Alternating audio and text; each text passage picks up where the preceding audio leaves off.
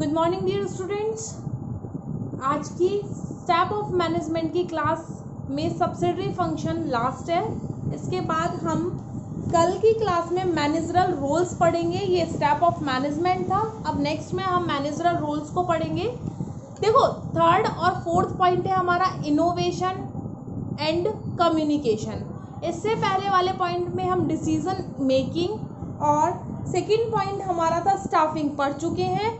अब innovation and communication देखेंगे। बहुत बड़ा नहीं है, ये बहुत छोटा सा पॉइंट है, innovation and communication.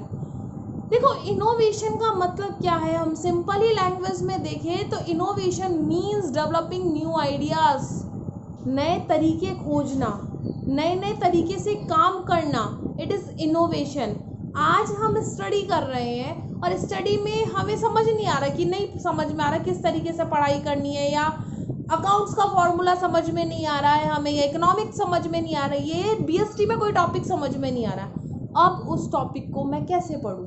Point is that अब मैं अपने अंदर एक न्यू डेवलप कर रही हूँ आइडियाज़ को, कि मुझे अगर इस तरीके से पढूं, नोट्स के अलावा मैं बुक्स से भी पढूं, एक बार यूट्यूब चैनल से भी देख लूँ, तो शायद मुझे वो वाला पॉइंट समझ में आ जाए जो मुझे समझ में नहीं आ रहा है। इसी तरह से जब भी ऑर्गेनाइजेशन वर्क करता है तो अपना गुडविल या अपनी एग्जिस्टिंग मार्केट में बनाए रखने के लिए एक मैनेजर बहुत ज़्यादा आइडियाज़ लेकर आता है। यानी पॉइंट इज दैट कि अगर ऑर्गेनाइजेशन है, मैनेजर वर्क कर रहा है, तो मैनेजर को क्या होना चाहिए? इनोवेटिव होना चाहिए।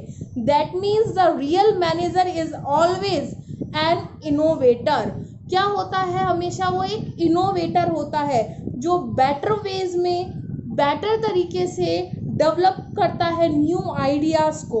यानी innovation is an important function of management which are play, या विच आर मतलब कि जो रोल प्ले किया जाता है, the role is play by manager. किसके द्वारा किया जा रहा है? मैनेजर के द्वारा। क्योंकि इट मीन्स, मतलब कि अब इनोवेशन का मीनिंग देखते हैं first. It means developing new ideas, new product, new quality और न्यू मेथड ऑफ वर्क। काम करने के नए आइडियाज, नए प्रोडक्ट, नई क्वालिटी और नए मेथड ढूंढना, ताकि आप अपने ऑब्जेक्टिव्स को इजीली, गोल को इजीली अचीव कर सको। मतलब क्या हुआ? इनोवेशन कौन करेगा? मैनेजर। और the real manager always an innovator.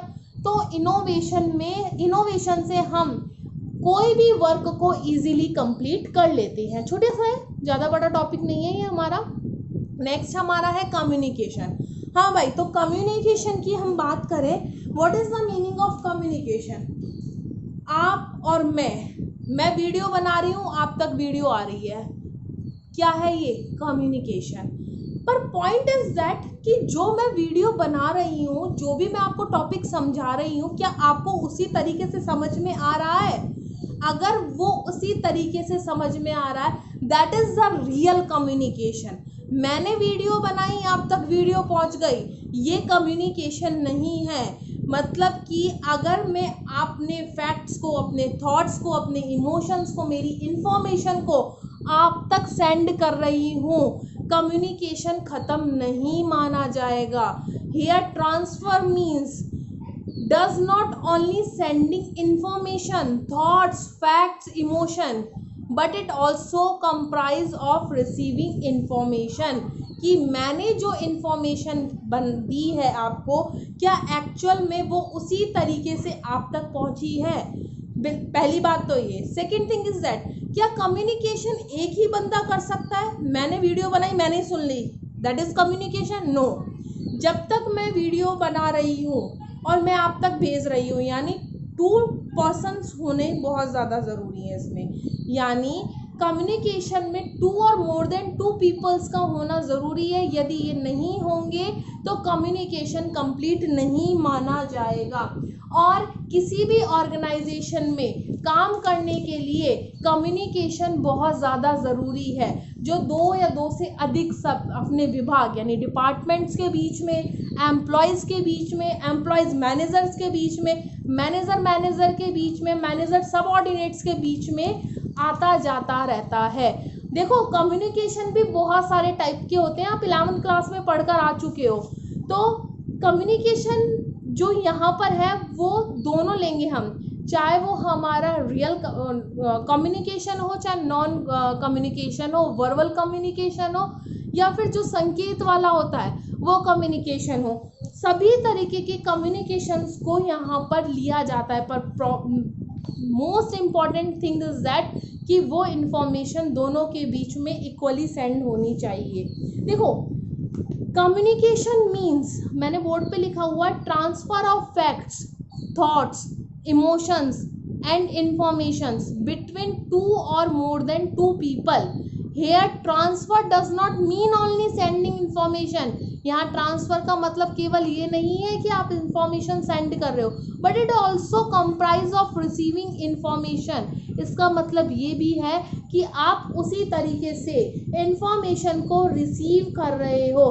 Thus it can be said as an exchange, तभी इसे क्या कहा जाएगा, एक्सचेंज कहा जाएगा, which is successful only in the case of mutual understanding. जो किस केस में सक्सेसफुल होगा, केवल म्यूचुअल अंडरस्टैंडिंग के केस में ही सक्सेसफुल होगा। कम्युनिकेशन एक असेंशियल है at all levels of management. There is 3 levels of management. मैं अभी आपको डायग्राम के थ्रू समझाऊंगी। First level, second level and third level. First level को हम टॉप लेवल, सेकंड लेवल को हम मिडिल लेवल और थर्ड लेवल को हम फर्स्ट लाइन या लो लेवल के नाम से जानते हैं। और इन तीनों के बीच में ही कम्युनिकेशन क्या होता रहता है, एक्सचेंज होता रहता है। देखो मैं लेवल समझा रही हूँ आपको।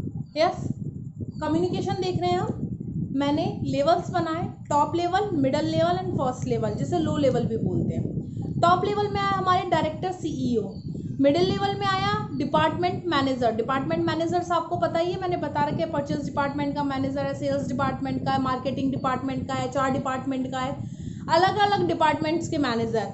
और थर्ड लेवल पे हमारे आए एम्प्लॉयज़। और इससे जो नीचे आता है, जिसमें देखो एम्प्लॉयज़ भी आते हैं, हमारे सुपरवाइजर्स भी आते हैं, सारे वर्क करते हैं। एम्प्लॉयज़ में सब आते हैं, एम्प्लॉयज़ तो हमारे डिपार्टमेंटल मैनेजर्स भी हमारे एम्प्लॉयज़ ही कहलाते हैं। डायरेक्टर या सीईओ हो गया, डिपार्टमेंटल मैनेजर्स हो गए, एम्प्लॉयज़ हो गए। जब ये कम्युनिकेट करते हैं तो आपस में कम्युनिकेशन होना चाहिए। डायरेक्टर ने कोई इन्फॉर्मेशन दी तो वो डायरेक्टर फर्स्ट लेवल पे नहीं जाएगा, वो मिडिल लेवल पर पहुंचाएगा इन्फॉर्मेशन। अब पॉइंट ये है, क्या मिडिल लेवल के मैनेजर को वो इन्फॉर्मेशन समझ में आई जो डायरेक्टर ने दी है? अगर वो इन्फॉर्मेशन सही समझ में आई है तो ही यहाँ कम्युनिकेशन कंप्लीट माना जाएगा। क्योंकि यदि डिपार्टमेंट मैनेजर एम्प्लॉयज़ को इन्फॉर्मेशन देता है और डायरेक्टर की दी हुई इन्फॉर्मेशन वो सही तरीके से नहीं समझ पाता है, तो एम्प्लॉयज़ तक भी इन्फॉर्मेशन गलत ही जाएगी। यानी कम्युनिकेशन में हमने क्या देखा, कम्युनिकेशन में क्या है, कम्युनिकेशन एक असेंशियल पार्ट है जो सभी लेवल्स पर देखा जाता है, जिसमें सबसे इम्पॉर्टेंट ये होता है कि आप जिस वे में इंफॉर्मेशन दे रहे हो उसी वे में इंफॉर्मेशन ली जा रही है। आपके सब्सिडरी फंक्शंस कंप्लीट हो चुके हैं। नेक्स्ट क्लास हम मैनेजरल रोल की लेंगे। इसके बाद हमारा चैप्टर कंप्लीट है और नेक्स्ट चैप्टर हम स्टार्ट करेंगे बाद में। Thank you.